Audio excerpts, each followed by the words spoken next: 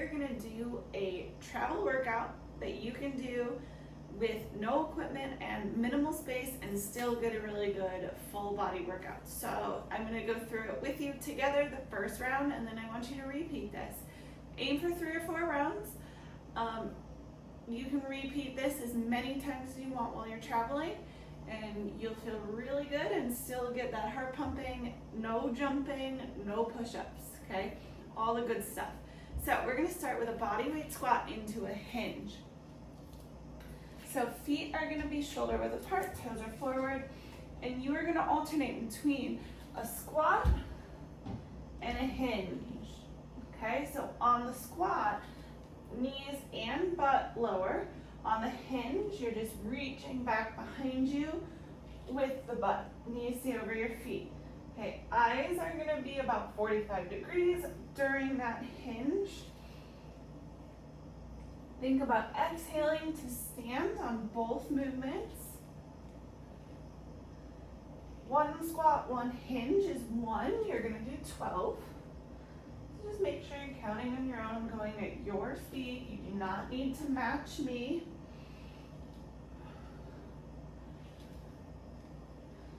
Okay, you should already feel those legs working, core working, heart rate coming up. Really getting a good stretch in the back of the legs, feeling it in those quads. Now we're gonna go to an overhead press with a march. Now for any of these, if you feel like you can add or have the equipment to add weight, please feel free. I'm just showing you a great workout that you can do if you have no equipment at home.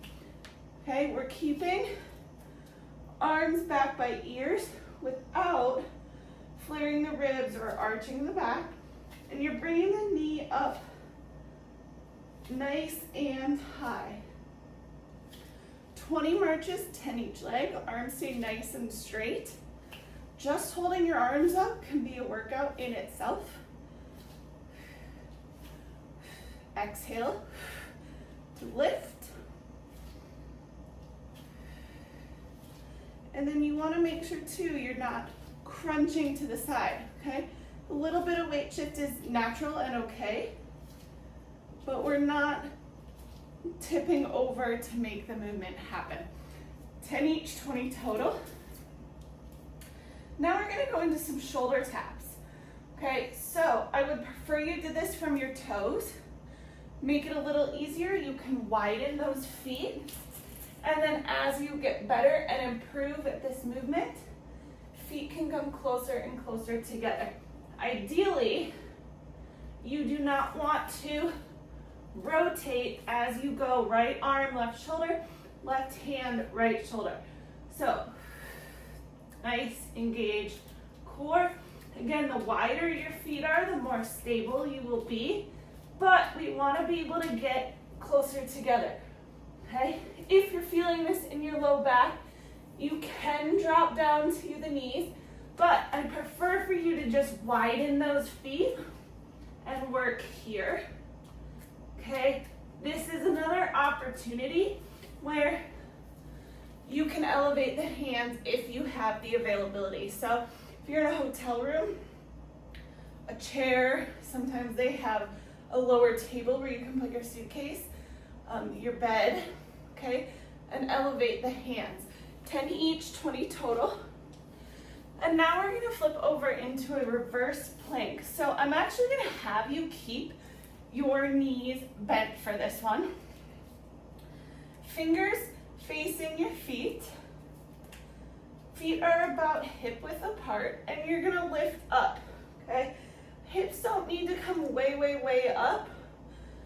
But now what I want you to think about is letting your body dip as you shoot those elbows back behind you. So I'm not actually changing my hip position. It is strictly coming from my arms dipping down, and I should feel the back of my upper arm, those triceps. You're gonna do 12. Shooting those elbows straight back behind you. Exhale. Okay, keeping the fingers facing the toes. Again, you can also elevate this if you have the availability. So you can do it from a chair, the edge of the bed, whatever. 12 of them, okay? Then we're gonna come up to our feet. Now this one, you may need a little bit more free space for your hands, but if you don't, just do the front raise. Okay, we're gonna alternate lunges. As you step, you're gonna bring your arms up. Now I'm gonna switch to my left leg and I'm gonna go out to the side. So that's the one that where if you need a little bit more room, maybe you just do this front raise. You also have the option to hold, okay? Because sometimes holding those arms out is gonna be a little bit harder. Or lift and raise. Again, if you have the ability to add weights, by all means, go ahead. But this is if you don't, or if you don't travel with weights, or you're unsure of gym equipment at the hotel, maybe you're staying at an Airbnb, and you're unsure what they might have available. Water bottles would work great. Totally up to you, lots of choices.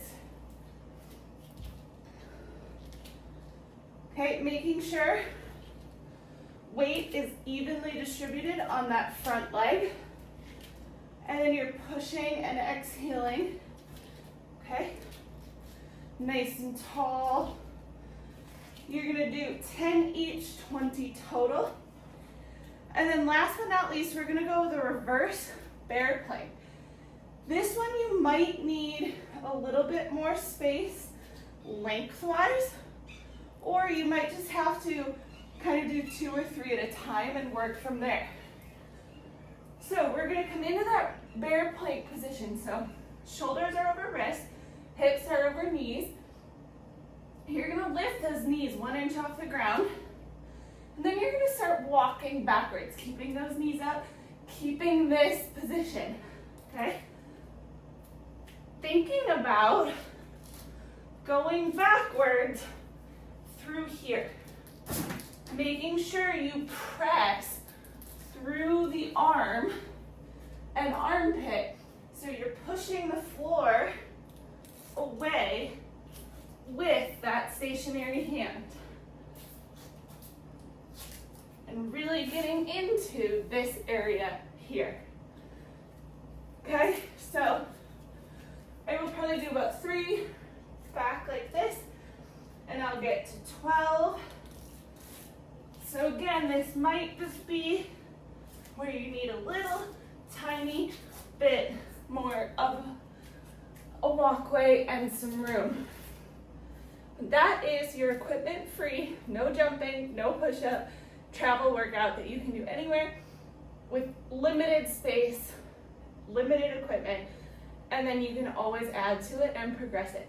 If you have any questions, please don't hesitate to reach out and ask. And I look forward to seeing you guys next time.